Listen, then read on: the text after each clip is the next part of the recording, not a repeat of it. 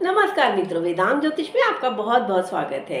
आज सीता जी का प्रकाट्य दिवस है। आज हम आप सभी को सीता प्रकाट्य दिवस, सीता नवमी की बहुत बहुत शुभकामनाएं देते हैं।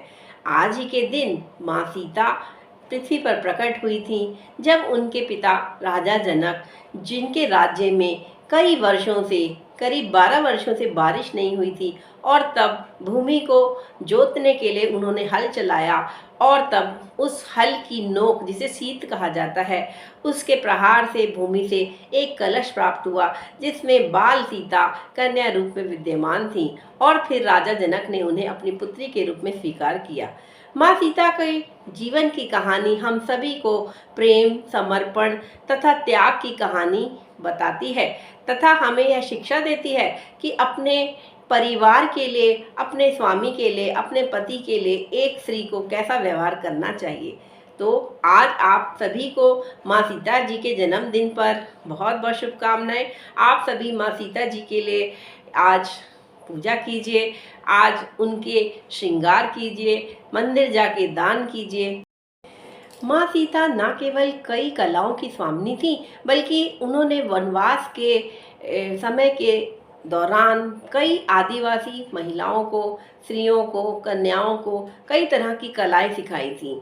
न केवल उन्होंने बचपन में जो भगवान शिव का धनुष था, वह हंसते हंसते एक उंगली से ही उठा लिया था, बल्कि जैसे उनके पति श्री राम ने मर्यादा पुरुषोत्तम राम की भूमिका निभाई, वैसे ही उन्होंने भी मर्यादा पुरुषोत्तम राम की पत्नी की भूमिका बड़े ही कुशल ढंग से निभाई, और उन्होंने संसार में यह स्थापित किया कि एक स्त्री को कैसे अपना जीवन जीना चाहिए, तथा उन्होंने न केवल प्रेम और समर्पण की एक नई मिसाल कायम की, बल्कि संघर्ष में भी कैसे आप अपने विश्वास पर अडिग रहते हैं, और अपने स्वामी के आने के इंतज़ार में उन्होंने कभी भी धैर्य नहीं खोया, यह वह सिखाती है। माँ सीता का आशीर्वाद आप सभी पर बना रहे। सीताराम सीताराम सीताराम कहिए, जाहि विधि राखे राम ताहि विधि रहिए। सीताराम सीताराम सीताराम कहिए, जाहि विधि राखे राम ताहि विधि रहिए। आज माँ सीता के प्रकाट्य दिवस पर आप सभी लोग न केवल रामायण का पाठ या रामचरितमानस का पाठ कर सकते हैं, दान कर सकते हैं, तथा कोई नया कार्य भी आरंभ कर सकते हैं। माँ सीता का आशीर्वाद आप सभी को मिलेगा। इसके साथ ही राम जी की कथा का श्रवण करना भी बहुत ही अच्छा बताया गया है। अगर आपके पास समय ना हो तो आप एक श्लोकी रामायण का भी पाठ कर सकते हैं। आइए करते हैं एक श्लोकी रामायण का पाठ।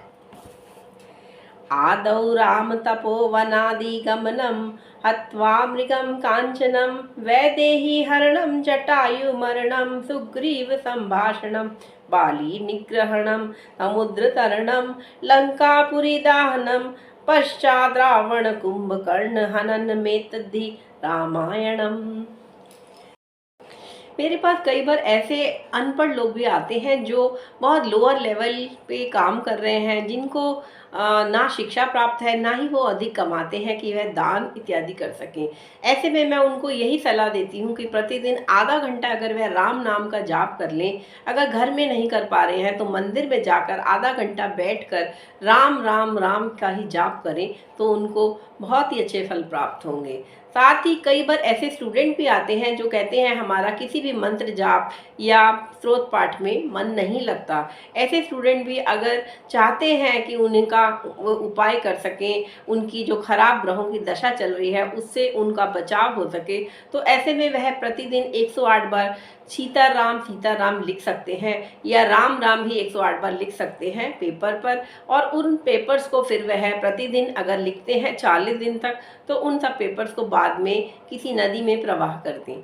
ऐसा करने से भी उनको बहुत ही अधिक अच्छे फल प्राप्त होंगे, उनको प्रोटेक्शन मिलेगा, और जब भगवान राम का नाम लिया जाएगा तो माँ सीता भी प्रसन्न होंगी, और भगवान हनुमान जी भी, और हनुमान जी का साथ और आशीर्वाद और प्रोटेक्शन आपको भी प्राप्त होगा। तो बोलिए जय श्री राम, जय श्री हनुमान।